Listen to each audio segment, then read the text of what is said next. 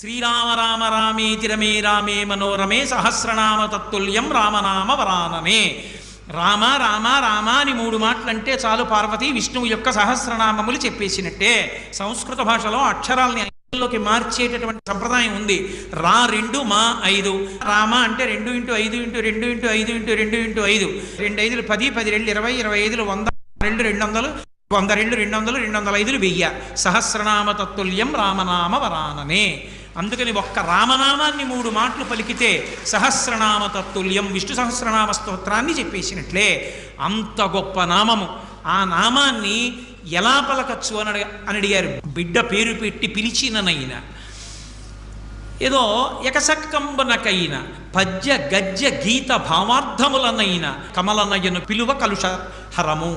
రామనామాన్ని మీరు ఏదో పిల్లాడికి పేరుగా పెట్టుకుని ఒరే రామ ఇలారా రామ ఇలారా అని పిలిచి